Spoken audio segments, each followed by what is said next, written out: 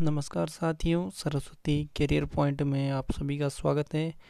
आज फिर हम विविध क्वेश्चन को लेकर एक नई सीरीज शुरू कर रहे हैं। चलिए शुरू करते हैं। भारतीय स्वतंत्रता संघर्ष। अंग्रेजों के खिलाफ पहला विद्रोह किसके द्वारा किया गया था? तो ये सन्यासियों द्वारा किया था। सन्यासी विद्रोह का उल्लेख किस उपन्यास में मिलता है? आनंद मठ में। आनंद मठ की रचना किसने की? बंकिम चंद्र चटर्जी ने। ये संस्कृत भाषा में लिखी गई थी। ठीक। भारतीय सुधार समिति की स्थापना दादा भाई नौरोजी ने की थी। भारतीय सुधार समिति की स्थापना कब और कहाँ की गई थी? तो ये 1887 में इंग्लैंड में की गई थी। ब्रिटिश सरकार का रुख किस वर्ष से अंग्रेजों के प्रति कठोर होता चला गया? तो ये 1887 से कठोर होता चला गया।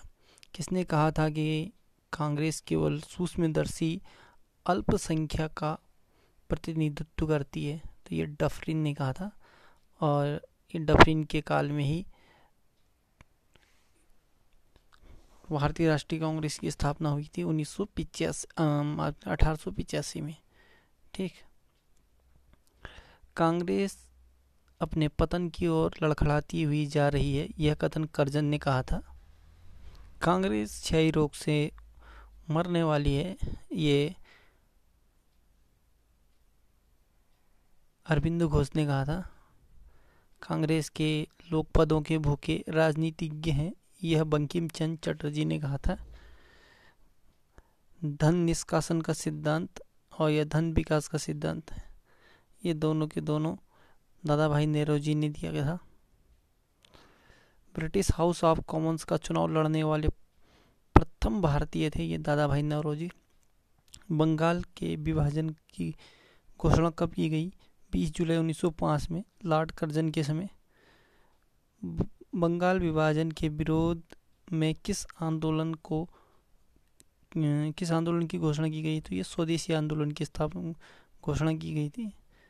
स्वदेशी आंदोलन की घोषणा की गई थी कब? 7 अगस्त 1905 में टाउन हॉल कलकत्ता में की गई थी। भारत में मुगल वंश की स्थापना बाबर ने की थी। मुगल किसके वंश से संबंधित थे? तुर्की के चुगताई वंश से संबंधित। बाबर के वंशजों की राजधानी कहाँ थी? ये समरकंद में थी। बाबर ने काबुल पर कब कब्जा किया? तो ये किया था 1504 में। बाबर ने बादशाह की उपाधि कब धारण की थी? ये 1507 में। मुगल वंश की नींव किसने रखी? बाबर ने। मुगल वंश की नींव रखने से पहले बाबर कहाँ का शासक था? फरगना का। बाबर का पूरा नाम क्या था? तो इसका पूरा का पूरा मतलब पूरा एक डिटेल में नाम था जहीरुद्दीन मोहम्मद बाबर या जहीरुद्दीन बाबर। बाबर का जन्म कब और कहाँ हुआ था? तो 14 फरवरी 1483 में फरगना में हुआ था। ठीक। ये मध्य एशिया का भाग पड़ता है। बाबर भारत पर अब पहला आक्रमण किसके विरुद्ध किया? तो बाबर ने जो पहला आक्रमण किया भारत पे वो था यूसुफ जाइयों के खिलाफ था 1519 में। बाबर का पहला महत्वपूर्ण आक्रमण कब माना जाता है? तो ये 1526 का पानीपत का आक्रमण माना जाता है। बाबर के पिता का नाम क्या था? तो यह उमर शेख मिर्जा था।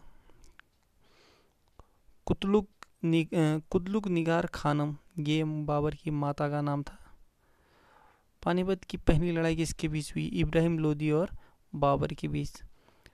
पानीपत की पहली लड़ाई कब लड़ी गई? 1526 में। इब्राहिम लोदी को हराकर बाबर ने किस वंश की नींव डाली? तो ये मुगल वंश की नींव डाली थी। खानवा का युद्ध कब और किसके बीच हुआ? तो 1527 में राणा सांगा और बाबर के बीच में हुआ था खानवा का युद्ध। बाबर और मेदिनी राय के बीच हुआ युद्ध किस नाम से जाना जाता है?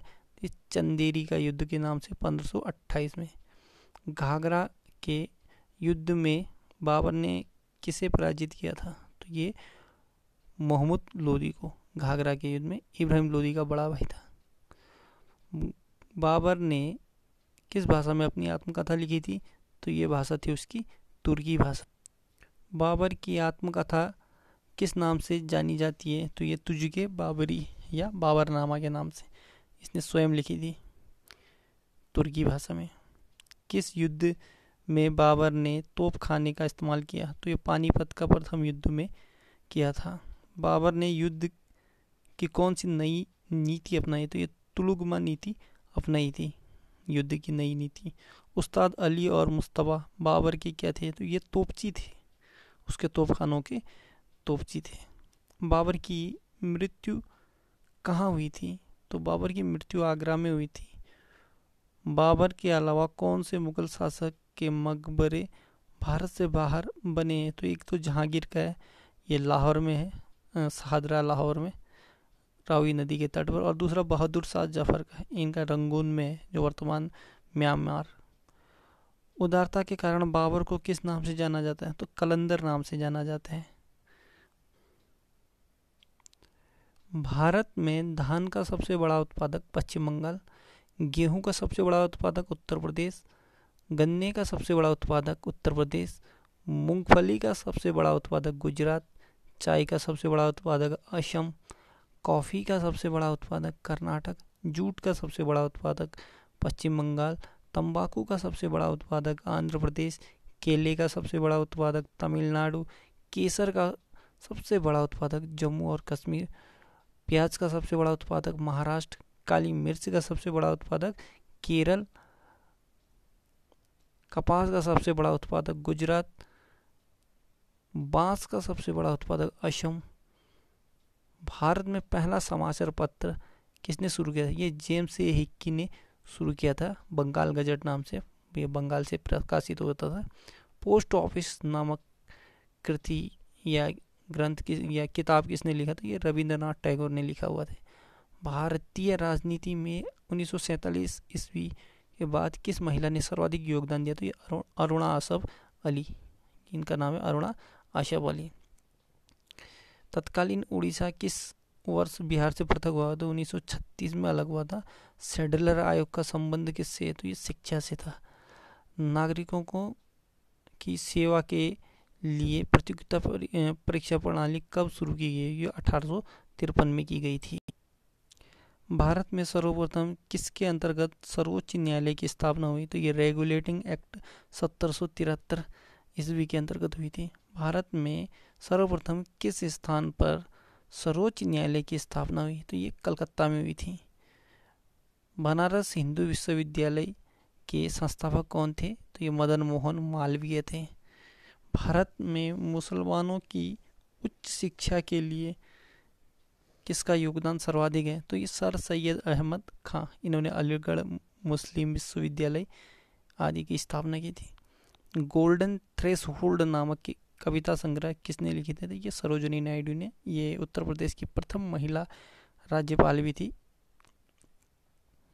मॉन्टेस्क्यू चेम्सफोर्ड की रिपोर्ट किसका आधार बनी? तो भारत सरकार अधिनियम 1919 का आधार बनी।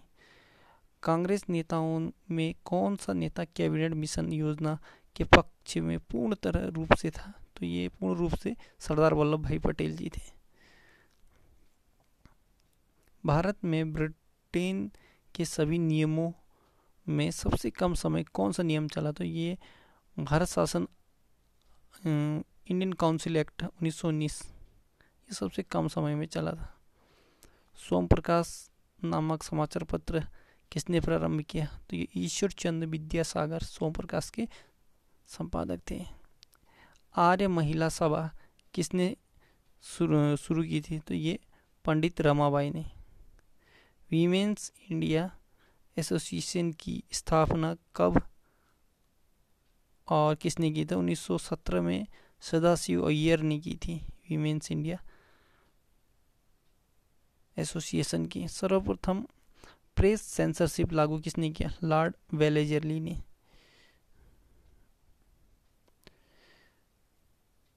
किस एक्ट के अंतर्गत भारत के गवर्नर जनरल को अध्यादेश जारी करने की शक्ति प्रदान की गई? तो ये थी India council act 1861। India council act 1861 के तहत भारतीय गवर्नर जनरल को अध्यादेश जारी करने का अधिकार प्रदान किया गया। कांग्रेस का विभाजन गर्म और नरम दल में 1907 में ये सूरत अधिवेशन में हुआ था। आज़ाद हिंद फौज की स्थापना किसने की? रास बिहारी बोस ने। भारत का विभाजन जब हुआ तो वायसराय कौन था? लॉर्ड माउंटबेटन था। कांग्रेस ने पूर्ण स्वराज की मांग कब की थी?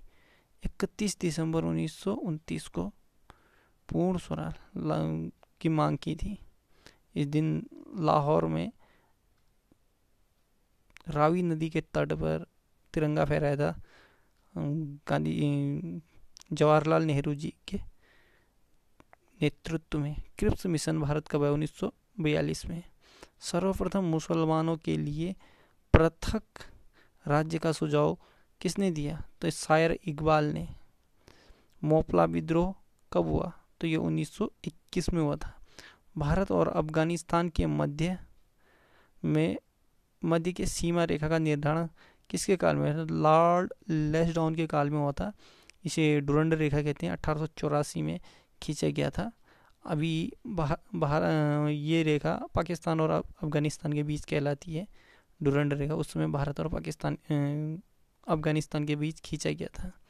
विश्व भारती की स्थापना कब और किसने की था? ये 1912 में रविंद्रनाथ टैगोर जी ने किया था। भगत सिंह को फांसी की सजा सुनाने वाला न्यायाधीश कौन था? तो जीसी हिल्टन था।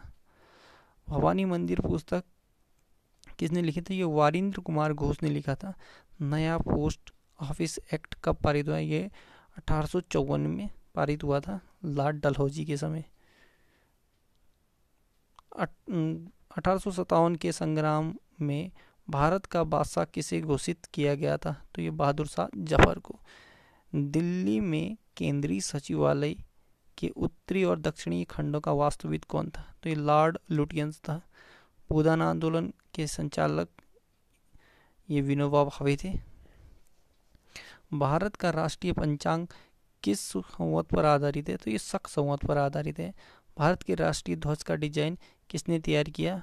पिंगली वेंकैया ने। सर्वप्रथम किस भारतीय को नोबेल पुरस्कार मिला? रविंद्रनाथ टैगोर को गीतांजलि के लिए 1913 में। स्वदेश वाहिनी के संपादक कौन थे? के रामकृष्ण पिल्ले। स्वदेश वाहिनी। इंडियन ऑनेस्ट के लेखक कौन थे? वैलेंटाइन सिरोल। 1878 का वार्नाकुलर प्रेस एक्ट किसने रद्द किया? लॉर्ड रिपन ने। लिट्टन ने लगाया था इसे और लॉर्ड रिपन ने इसे हटा दिया था। ठीक, तो साथियों ये विविध क्वेश्चनों का नया सीरीज शुरू किया हूँ जो एग्जाम के हिसाब से बहुत ही महत्वपूर्ण है। इनमें से कई क्वेश्चन आए हुए हैं और कई अलग अलग तरीके से ये क्वेश्चन आते रहते हैं, तो इसे ध्यान से पढ़िए और याद रखिए और अपना मेहनत जारी रखिए। चैनल को सब्सक्राइब, लाइक और सभी को शेयर करना ना भूलें। धन्यवाद आपके सुनहरे भविष्य के लिए। आपका जो अपना योगदान है उसे आप पूरा कीजिए, अवश्य सफलता मिलेगी। जय हिंद।